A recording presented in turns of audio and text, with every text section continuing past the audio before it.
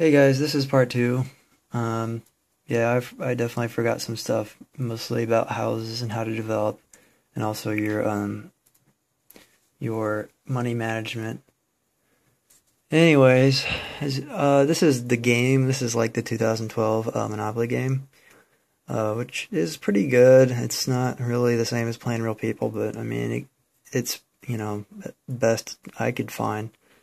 Anyways, the good thing about it is that it can give me properties to uh, to show you guys what you're getting and why you should be going with certain amounts of houses. So, okay, give me a second here. Now, here's the thing. Here's the basic thing right here. You shouldn't always get hotels. You shouldn't always get four houses. I guess some people will probably tell you some different things. Like some people might tell you only put three houses on orange, but I don't say that. I personally think you should just put hotels on orange if you can, if you have the money. And always put hotels on the first row, the light blues and the browns. And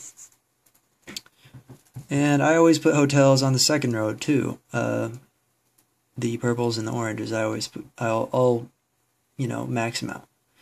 Because the way I see it, when they did the stats on the return versus the houses and how long it takes to get your return, I don't think they really took into account the swing factor, which is, okay, so somebody lands on your railroad and gives you $200.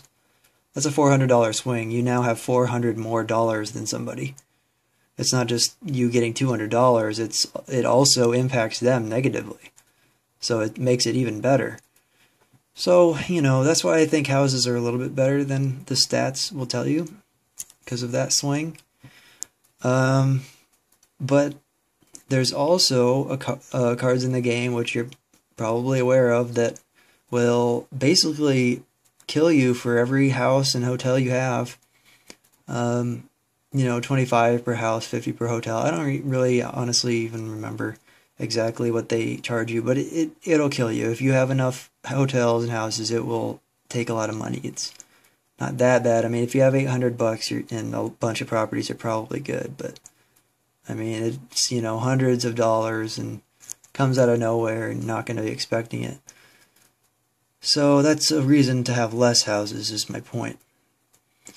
So, especially on like reds and yellows, because these are 150 each. Let me look here. Okay, Illinois, this is our best one. Now, if you look closer here, and you look at what you're getting, this is 150 per house, and it's gonna be 450 for one house on each. So I mean, it's a pretty huge investment. And of course, you should know this, but you can't build like a bunch of houses on one property and not on others. It has to be even spread. Anyways, so as you can see, 100 to 300, okay, that's a $200 increase. Okay, so the other one is not a $200 increase, it's much more. It's, what, it's 450? So it's better. It's a huge increase. But after that, look at the increase. It's actually not very good. My mental math is not very good, so bear with me. I mean, it's what, less than 200? So what, 175? Yeah. So in other words, you're getting a huge boost by being at 3. Now, what I do usually is I'll go to 3. And once you get to 3, or say if you have 2 properties, and one of them's big, especially, just get to 3. Get to 3. That's the whole thing. Because once you get to 3, you should be good for a while, especially on the heavy ones. And on the heavy ones, honestly, once it gets past red, I wouldn't recommend building any more than 3, unless, I don't know, you feel like it's the only thing you have to do, or I don't know, if you really feel like you have to. But honestly, I recommend pretty much 3. And I put 4 on Illinois because Illinois is better. I'd do that. or I'd put 4 on Boardwalk rather than 3. But heck, I'll put a hotel on Boardwalk. I think the dark blues are actually worth going all the way up.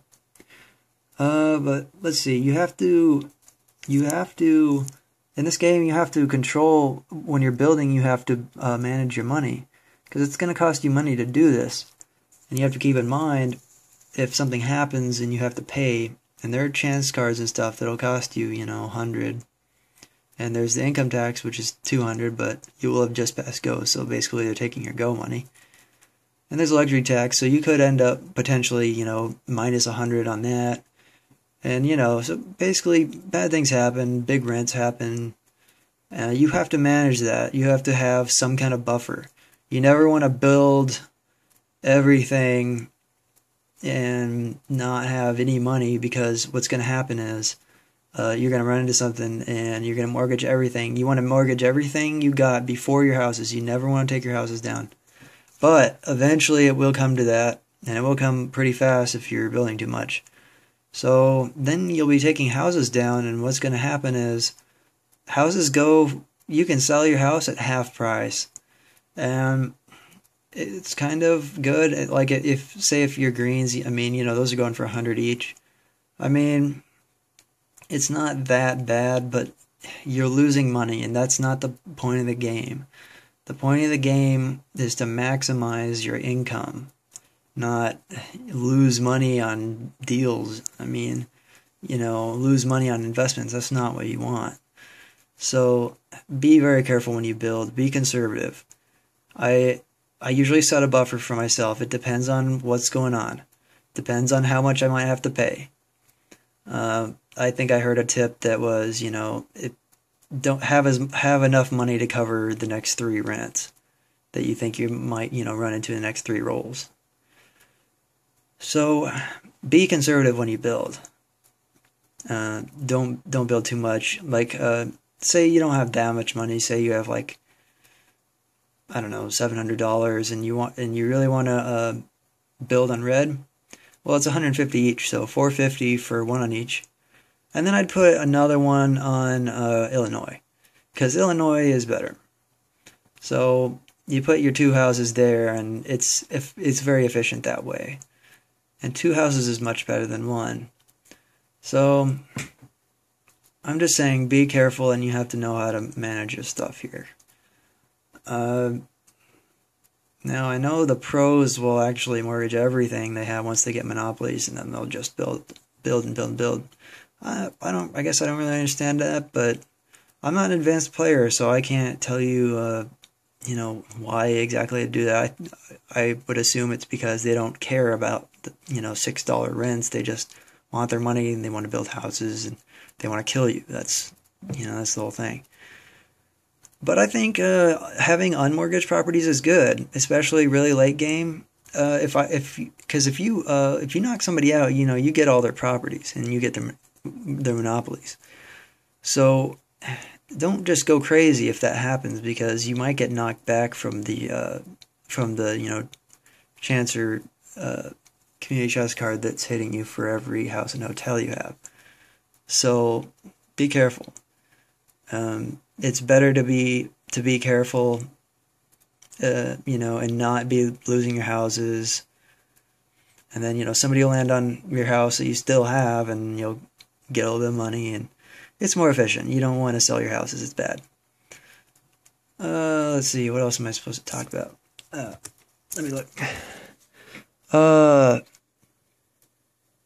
That's it. Okay. Yeah, so I think you guys should be pretty good on that. So remember, stop at 3. Even if you're on orange, I like to stop at 3, and then maybe do 4 on New York for a while, and then I'll just up it, and then, once it pays off. So, you might want to wait until somebody actually hits your houses and let them pay off a little bit, and then build a little bit more. But yeah, set a buffer. Set a buffer to where, say, I'm not going to go below 200. I'll spend 150 on this house on red, but not if it's going to bring me below 200. That's my minimum. Always keep a certain amount, and it's going to get higher and higher as the game goes on. So, yeah. And, it takes experience to know what that buffer should be. But it's good to have that, especially when other people have houses and stuff. I mean, you're not going to, it's about timing. It's about board position, especially more advanced. If you're in front of somebody and you have money, well, average roll is 7. And if you know that he's about 7 away, yeah, you have a really good chance of running into that property, and you want to have your money on you at that time to survive that. You want to just pay him off cash. You don't want to have to mortgage anything, and you don't want to have to sell any houses. So pay him off in cash and hope that he runs into yours, and and hope you win that way rather than wasting your money. So anyways, I think that's it. I don't think there's anything else I could possibly tell you at this point. I know I always forget stuff. But anyways, yeah, that's part 2, and I hope you guys are getting something out of this and enjoying it. So yeah.